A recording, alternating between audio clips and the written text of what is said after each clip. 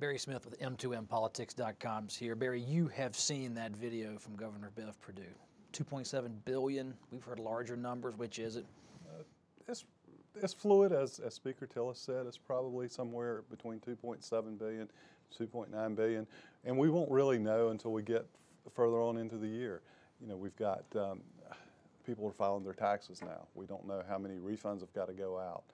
Usually around April, the middle of April, when people file their taxes, we get a little bit better idea. Then, as more taxes come in, we know better around the middle of the You summer. pay your taxes, you count the cash, and we'll see where we are. Well, let's talk about this bill, Senate Bill 13, the Balanced Budget Act. What's so contentious about it that it was a party line vote? It seemed it gives the governor powers to cut, and it takes money from other places as well. It gives her powers to cut, but it also tells her that she's got to cut certain items. And you know, North Carolina traditionally has had a very strong legislature and correspondingly a relatively weak governor's office. Well, that didn't matter all that much when they were both controlled by the same party. Well, now you have the legislature totally under the Republican Party, and the governor's office the governor's a Democrat. So it becomes quite a bit more contentious, and the Democrats within the legislature are siding with the governor. Is it the idea that Republicans don't tell the governor what to do, or is it what they're telling her to do? She and her party disagree with the philosophy and the actions on it. Well, they made their point that they disagree. And you know, just kind of as a side note here, I think this is really foreshadowing of what we're going to be seeing come, you know, April, May, June, when we really get into the meat of putting a budget together for next year. But you know, there were some Democrats who voted against this bill, who have been against economic incentives packages that have been offered to various companies. Do you find that odd? I find it somewhat surprising, but you know, when you get on a partisan issue, a lot of times they will side with their party.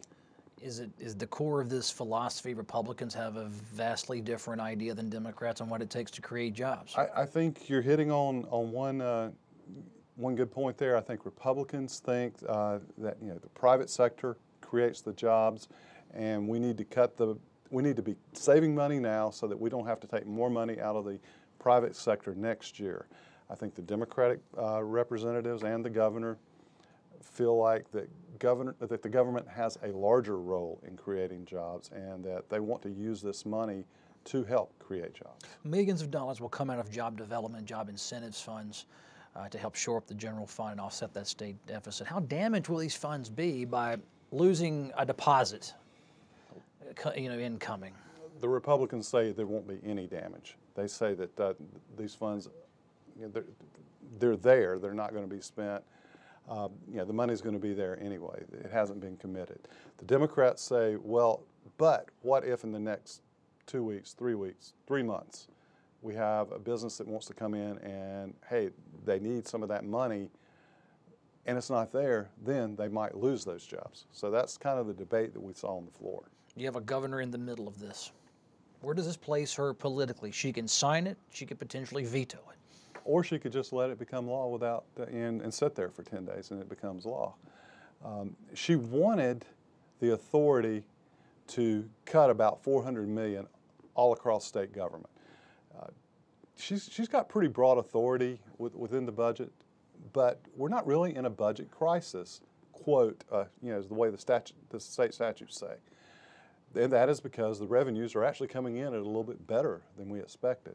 But we know we have this budget gap coming July the 1st, and we're wanting to prepare for that. So she has actually asked for some of this authority. Part of this she wants. She just didn't want the extra part of being told, hey, we got to take from this job development fund, this incentives fund, Golden Leaf Fund, you know, or some of the trust funds. She didn't want to be told we have to do that. Barry, we'll see you just a little bit later in the show to talk about another bill, Laura's Law. Okay.